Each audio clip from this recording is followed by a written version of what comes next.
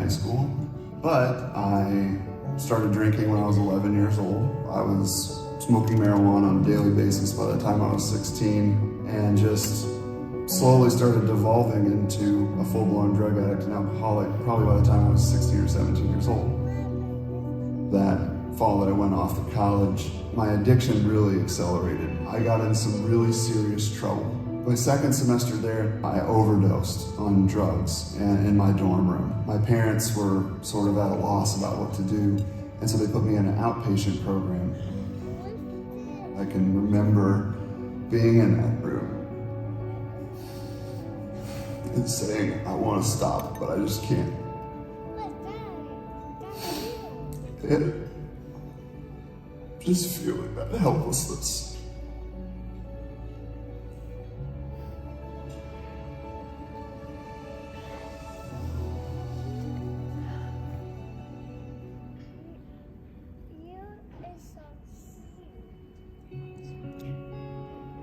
When I came into the program here, I was not resistant at all. When I came here, I could not wait to get here. I felt like I was safe. And I felt like, okay, now I have a chance.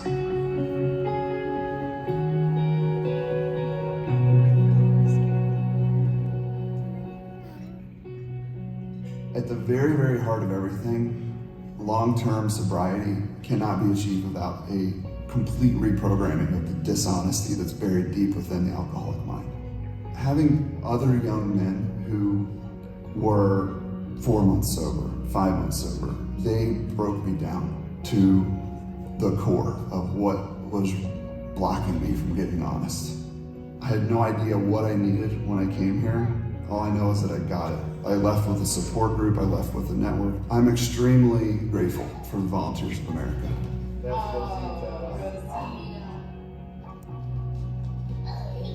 It's really crazy to think, just this past May, I celebrated 20 years of sobriety. I've got 2 college degrees, I'm married, I have 2 beautiful children. I've lived a life that I definitely couldn't have even imagined. You've heard and seen quite a bit this morning about the good work that VOA does. You've been introduced to me in our video, but there is more to my story. Things you would never know from my day-to-day life. You might come across me professionally in my role as a sourcing manager at GE Appliances. But we have a contingent. We might be talking about supply chain issues or Kevin's favorite subject, inflation. Maybe you know me and my wife Katie as a friend or a neighbor and think we're simply just another mom and dad providing for our 2 beautiful daughters, Dolly, who is 5, and Sunny, 3. And you might see us spending as much time as we can with them, getting them back and forth to school, taking them to activities. And all of these things are true. But it's important to know that all these things are also a miracle.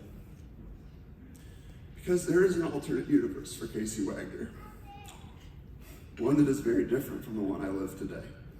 One where I might not even be alive. An alternate universe that I escaped with the help of the Volunteers of America. Let me tell you about that world.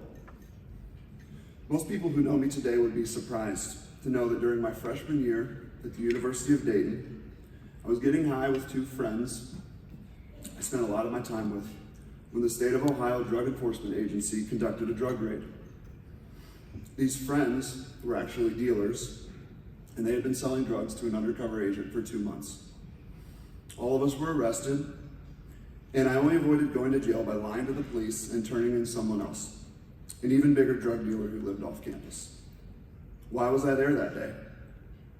Very simple, my addiction. When making decisions, I didn't think of my family, I didn't think of my education or my friends. All that mattered was my addiction, and my addiction made decisions for me. As I later learned from therapists and peers at the VOA, there are as many roads to addiction as there are people. And my road started early. I had a very normal childhood, a healthy home, and a good life. My family sacrificed to send me to St. Joe's grade school and Trinity High School. I never wanted for anything. My parents were loving and supportive, and they were sober. As a teenager, everything seemed great on the surface. I was on the principal's list, top of my class. I ran cross country. I was a volunteer. But a secret life was festering in the shadows because I drank my first beer and smoked pot for the first time when I was 11 years old. I started taking unprescribed ADHD medication when I was 14 and graduated to harder drugs like Xanax by the age of 15 or 16. Then I had 2 injuries, a broken ankle I suffered while intoxicated, and a torn ACL while playing basketball. And those injuries introduced me to codeine and prescription opiates. And all the time, I was smoking weed and drinking more and more. My 2 lives kept colliding. My parents would praise me for making the principal's list one day, and then be forced to confront me about the news of something terrible I had done the next. And I tried to use my good grades to manipulate anyone who questioned my growing shadow reputation. My parents' fears escalated. They took me to 12-step meetings, counselors, and therapists. They asked friends and family members to write letters, to sit down and talk to me. It all fell on deaf ears. I was constantly at a turning point, and every time I turned back toward my addiction. Despite everything, I was a Kentucky Governor Scholar, and I graduated at the top of my class at Trinity High School with an academic scholarship to the University of Dayton. And yet, on graduation day, I left the ceremony at the Louisville Gardens, and I got so high that I got lost in the city of Louisville and showed up to my own graduation party 2 hours late. You remember that, Mom?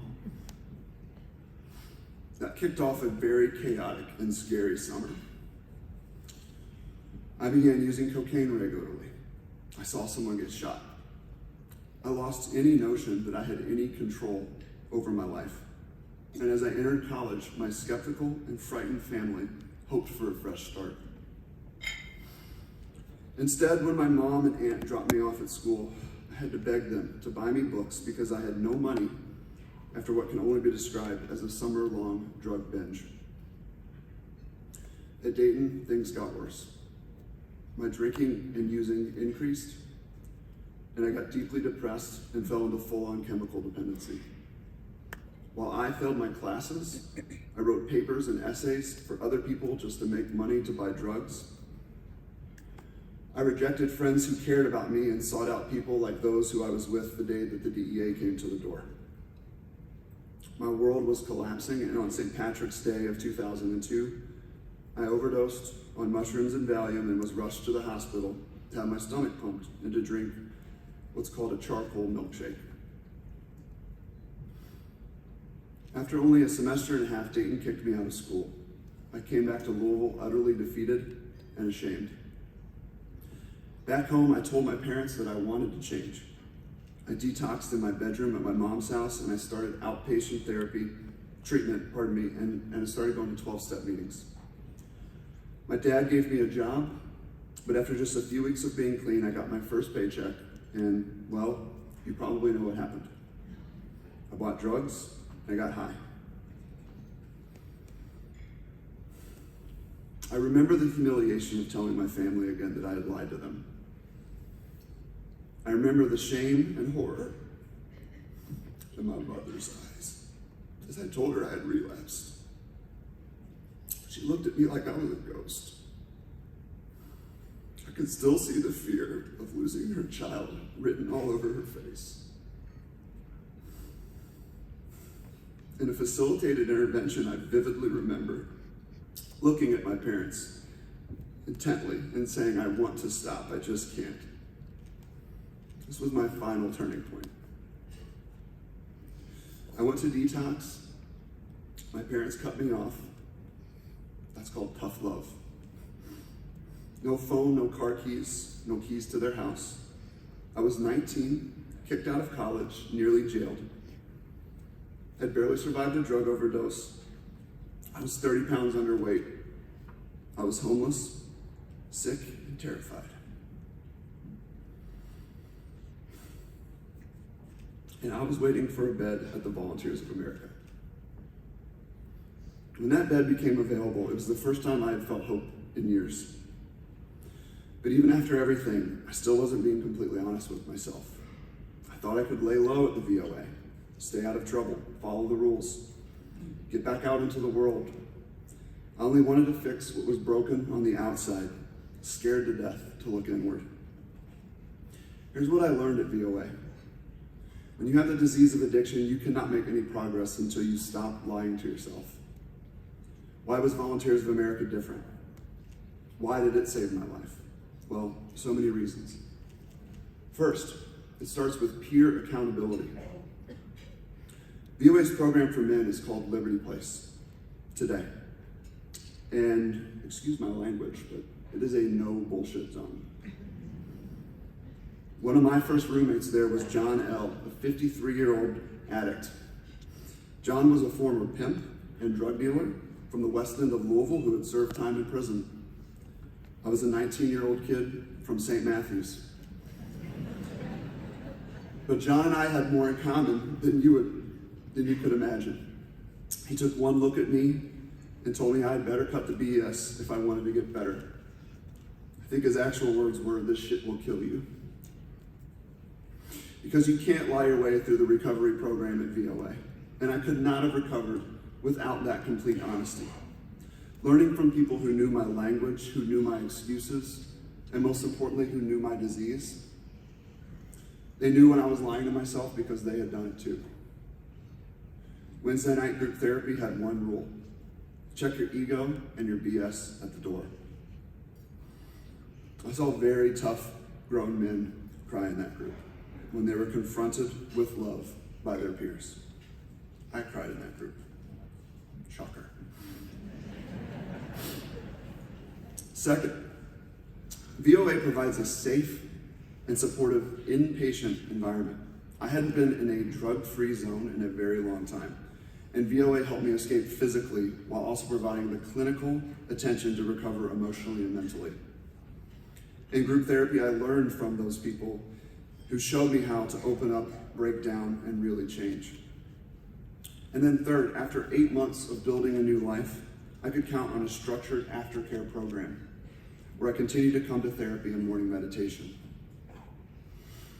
In 8 months at VOA, with work and support and treatment, I felt hope again. And I still do today. Today, I'm almost 40 years old, and I've been sober for over 20 years.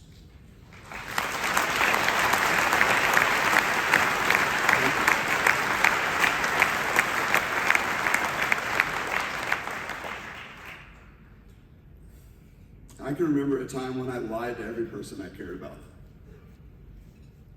When the people who knew me best and loved me the most thought that I was going to die.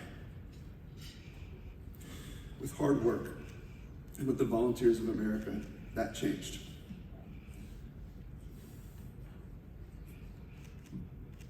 Today I'm not cut off from my family. In fact, they're here. Thank you for standing by me and not giving up on me. My family knows, as do I, that you must earn it, that you work for your sobriety every single day, just like I have for 7,473 days in a row. Thank you.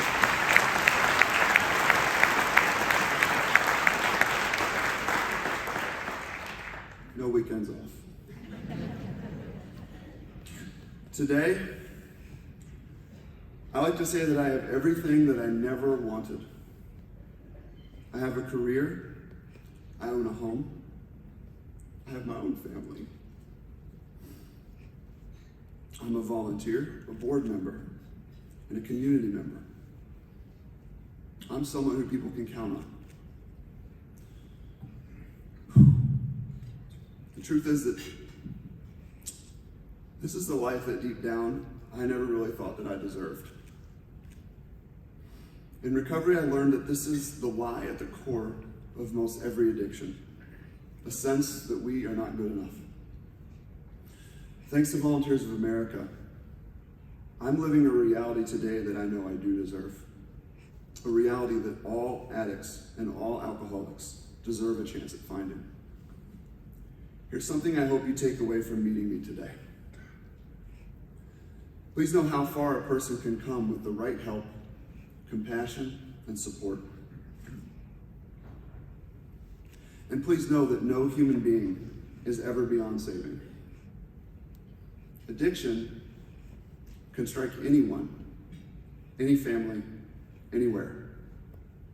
Recovery needs to be possible and accessible for everyone at any time. Thank you so much for being here today as we try to help make that reality possible at the VOA. And thank you so much for allowing me to share my story with you.